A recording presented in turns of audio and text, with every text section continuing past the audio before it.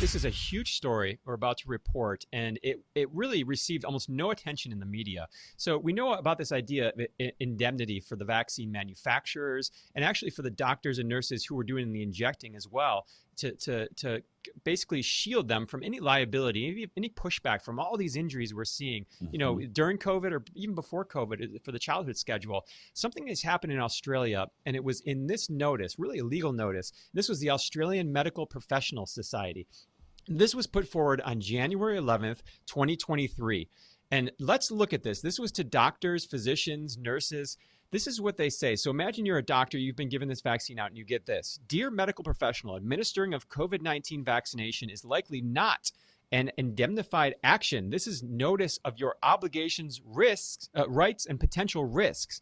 And it goes on to say, on the 2nd July 2021 and 28 August 2021, the former federal government announced a proposed medical indemnity scheme for health professionals administering the COVID-19 vaccines.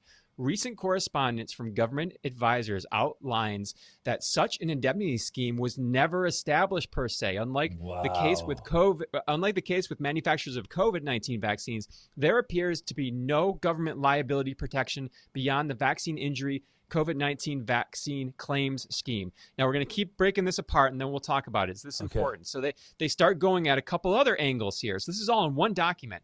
Government and AHPRA correspondence outline practitioners' obligations to obtain informed consent. So they're saying, hey, by the way, you need to get informed consent, and this is what that looked like. The Australian Immunization Handbook further states for consent to be legally valid, it must be given voluntarily in the absence of undue pressure, coercion, or manipulation. It can only be given after the potential risks and benefits of the relevant vaccine, the risks of not having it, and any alternative options have been explained to the person. Not a lot of that going on in Australia. But then it says this. Hey, remember that informed consent we told you had to give people? Oh, by the way, you're also being threatened by your boards for misinformation. So you better walk that tightrope. It says the 9 March 2021 joint statement by AHPRA and national boards threaten regulatory action, quote, for anti-vaccine messages and professional health practices and any promotion of anti-vaccination claims, including on social media. Regardless,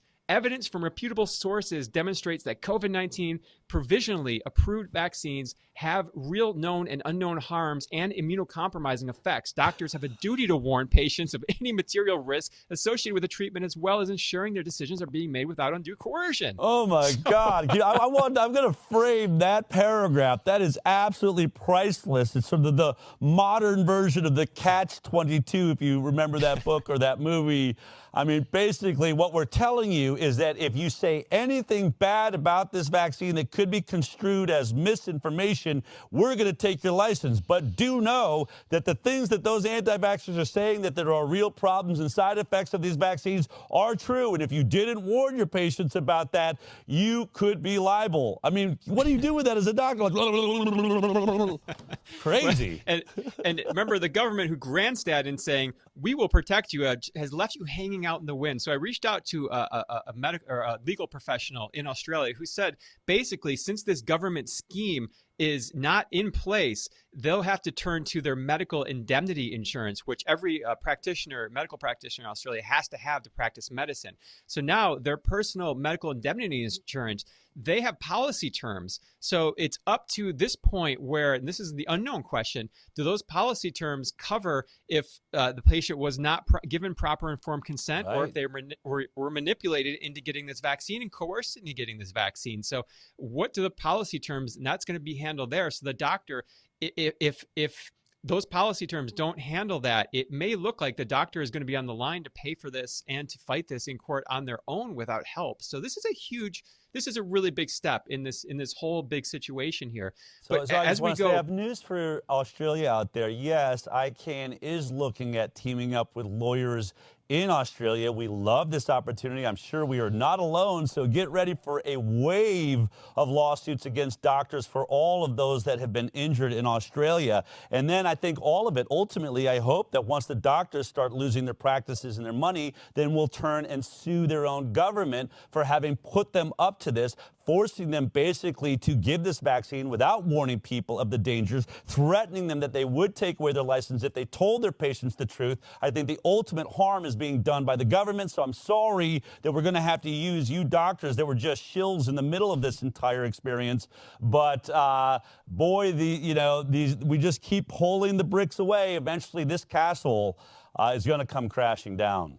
And if you look at history, it's not a surprise. The enforcers of these type of agendas always are the first to get thrown under the bus. And so let's pull this out to a wider view here, like a 10,000-foot view of indemnity. So at the time in 2021, India, you saw the headlines. India was facing, millions of cases of COVID, the surge. And all of a sudden, in the middle of that, you saw this headline in February of 2021, Pfizer withdraws application for emergency use of its COVID vaccine in India. So India held the line and did not allow those mRNA vaccines to come in. They used kind of in-house vaccines. They created their own vaccines. They used them on the population and, proclaimed a success story there. But now we're finding out why that was, because Pfizer wanted to have indemnity. This was the headline that just happened recently. Pfizer tried bullying India to accept indemnity clause for COVID vaccine, claims Minister Rajiv Chandrasekhar. So understand, Israel had this same. Israel was famously the first country to basically sign their entire population away to lab rats for Pfizer,